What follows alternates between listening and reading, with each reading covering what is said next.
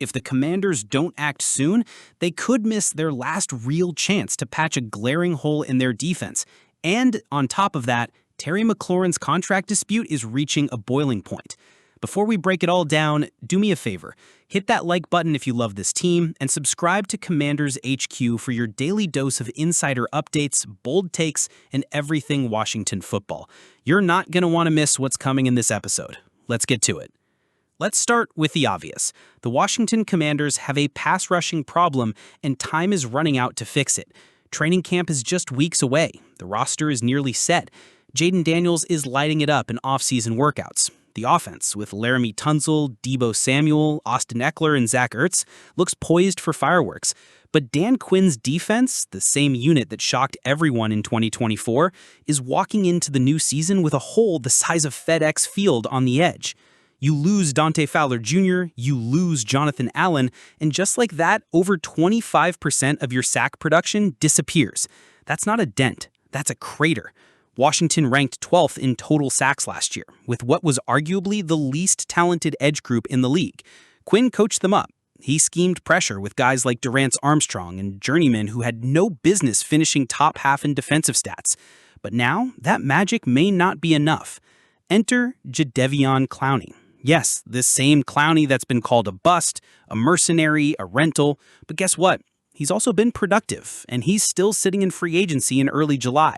The 31-year-old totaled 9.5 sacks with the Ravens last season, and when used situationally, exactly how Dan Quinn would use him, Clowney is still a problem for offensive tackles.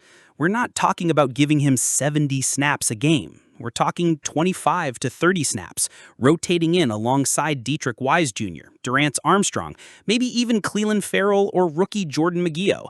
In that role, he could immediately become one of Washington's top 3 edge defenders. Adam Peters has been aggressive all offseason, but if he lets Clowney slip through the cracks, the team may look back in January or February and wonder why they didn't make the no-brainer move.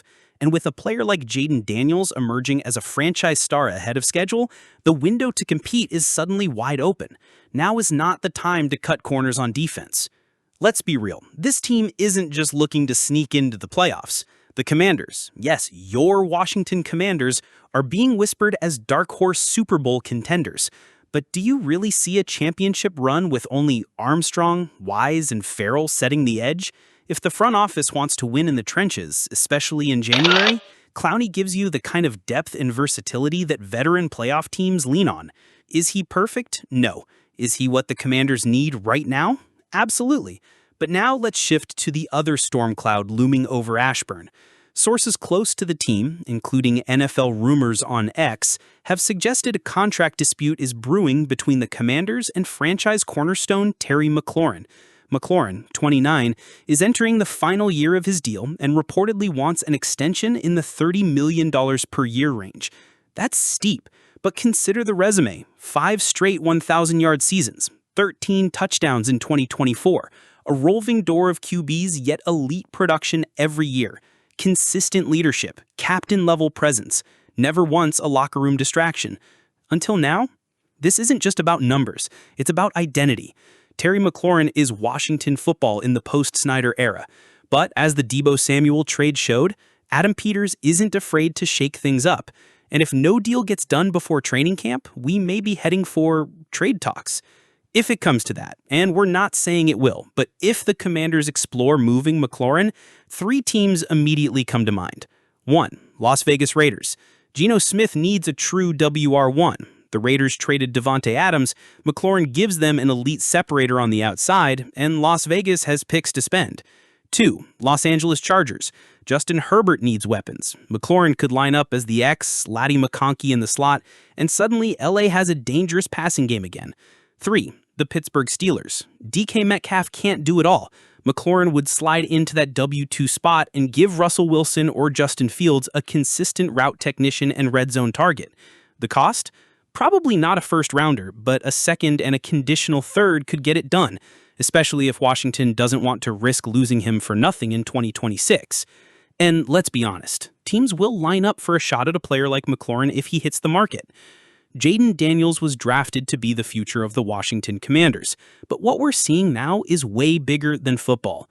Sure, he's already turning heads in practice. He's taken control of the offense. He's building chemistry with Deebo Samuel, Austin Eckler, and Zach Ertz. But off the field, he's proving that leadership starts at home.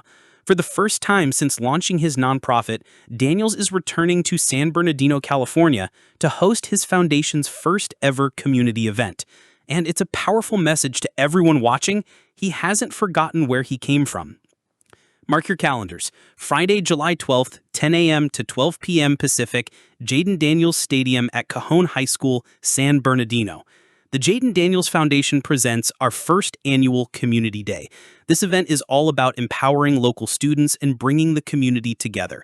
Hundreds of free backpacks filled with school supplies will be given away to help kids start the new school year with confidence. According to the announcement, join us for a fantastic Community Day at Cajon High School's Jaden Daniels Stadium. The Jaden Daniels Foundation is excited to host our first annual event dedicated to uniting our community and empowering students. There will be raffles, giveaways, local outreach vendors, and most importantly, a whole lot of love from a hometown hero who never forgot where he came from. To attend, families must follow a few key rules. Each child must be present to claim a backpack, one registration ticket per child, no strollers or coolers allowed in the stadium, registration is required, security will be strictly enforced, duplicate or blank registrations will be canceled. This isn't just a photo op, it's a quarterback using his platform to give back and doing it in a way that's deeply personal. You can't understand Jaden Daniels the football player without understanding Jaden Daniels the man. He grew up in San Bernardino, a city that went through tough times in the early 2000s. Factory shutdowns, base closures, job losses. Over 12,000 jobs disappeared while Daniels was just a kid learning how to throw a football. But he's never hidden from that. He says, "I love where I'm from. I'm not going to hide it. I'm not going to say I'm from somewhere else. I'm born and raised in San Bernardino, and that's home for me." Daniels has family and close friends still living there, and he credits that city, its struggles and its strength, for shaping him into the person he is today. Now that he has a national spotlight, he's turning the attention back toward the city that built him. This isn't Jaden Daniels' first act of community service, not even close. In 2024, as part of the Commanders rookie class, he took part in the powerful visit to Children's National Hospital in D.C. That experience moved him and inspired follow-up efforts that directly impacted families facing medical crises. Then last November, he partnered with VHC Health to promote wellness and outreach across the DMV. Daniels is walking the walk as both a quarterback and a human being. And now with his foundation officially active, he's stepping into a new role, community leader on two coasts. He's repping DC with pride while staying deeply connected to California. How many 24-year-old quarterbacks can say that? Here's what's even more impressive. What Daniels is doing off the field is already translating inside the locker room. Veterans like Frankie Louvu, Laramie Tunsil, and Bobby Wagner have praised Daniels for how quickly he's earned the team's respect. Dan Quinn has called him an energy giver. Cliff Kingsbury has raved about his preparation and leadership. Daniels isn't waiting to grow into being the face of the franchise. He already is. This isn't just about X's and O's. This is about culture. Daniels is setting the tone for a locker room that's hungry to win, but also understands what it means to represent a city, a fan base, and a new era of Commanders football. As training camp approaches, the Commanders have their eyes on more than just a playoff spot. They're thinking championship culture, and that starts with players who go beyond just making plays. Jaden Daniels is proving that he's not just playing for himself. He's playing for his hometown of San Bernardino, the kids he's helping this July, the families he met in DC hospitals, and all of us, fans who've waited years for a quarterback with both heart and talent. This is bigger than football. So here's the reality check.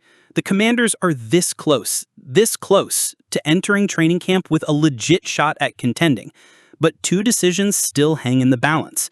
One, will they sign Jadeveon Clowney and lock down the edge before it becomes a liability?